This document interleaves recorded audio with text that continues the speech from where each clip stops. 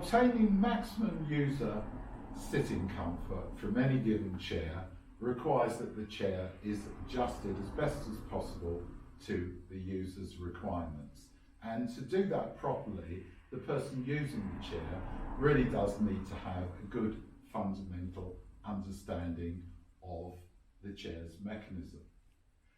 There are lots of different mechanisms in the marketplace, but today we're going to look at two of the popular ones, that being a 3-lever mechanism and, on the other hand, literally and metaphorically speaking, a synchro mechanism. Let's look at the 3-lever mechanism first. The 3-lever mechanism is very popular because through the use of, you've guessed it, 1, 2, 3 levers, you can adjust the angle of the seat cushion to where you want it, and you can adjust the angle of the backrest to where you want it. So now these two angles are set, hopefully in a manner and at an angle that's comfortable for you.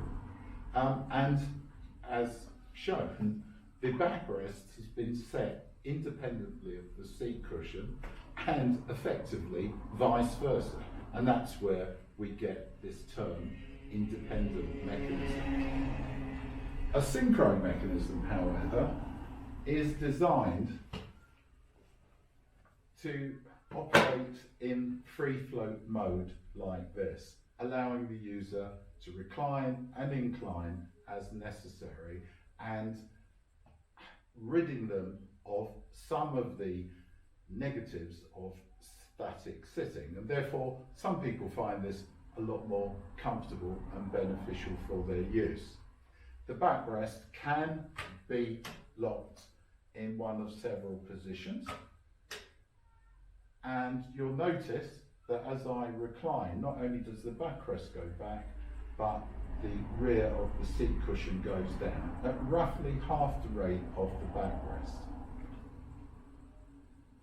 If the backrest is too far forward or too far back when in the upright position, this can be finely tuned on this particular chair's mechanism by the use of this easy to use low geared hand wheel.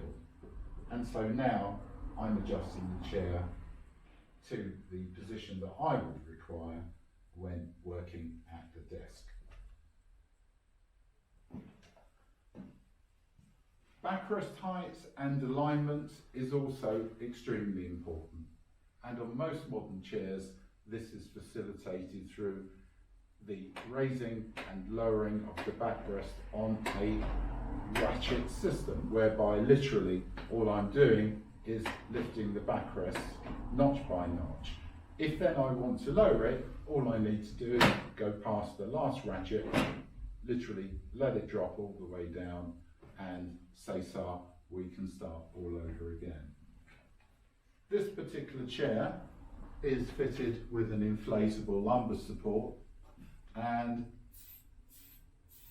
by simply pumping the lumbar support, we're now introducing air into an air sac here, and that is increasing the profile of the backrest curve just in that point.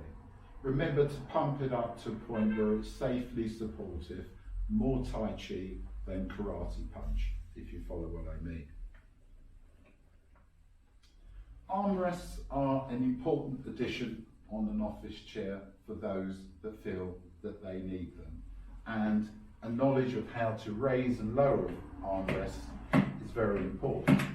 It's quite simple as well when you think about it. On this we have a button here, and this armrest cap slides backwards and forwards. On these particular armrests here, you can move them backwards and forwards and inwards and outwards as well, given what we call 4D movement and placement.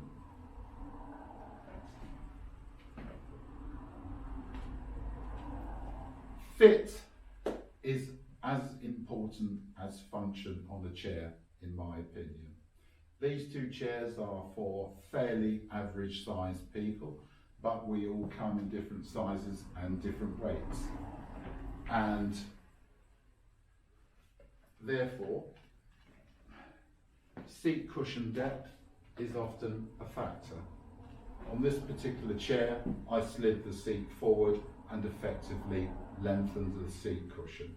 But that, of course, opens up a gap between the rear of the seat cushion and the base of the backrest. To counter this chair's manufacturer, Ergo Chair, produce bespoke sized seat cushions that can go a lot deeper and a lot wider than this, or a lot smaller and a lot more narrow than this one as well. Again, to enhance fit as well as function. The size of the user is very important. We all come in different sizes, from very small to quite large, from quite light to fairly heavy. This is a bariatric chair, which will take user weights of up to 40 stones, and it's very, very important, no matter what weight you are, to check that your chair's weight rating is satisfactory for you.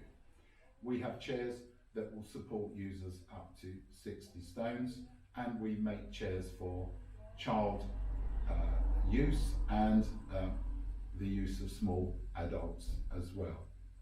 Well, I hope you found that informative and helpful. Do have a look at our website, which is changing all the time with tips and advice on how to work, especially in the lockdown where there are different sort of parameters. And do remember that once you've set your chair up, its relationship to your desk, its ergonomic interface with your desk should also be considered. But that's for another day. Thank you.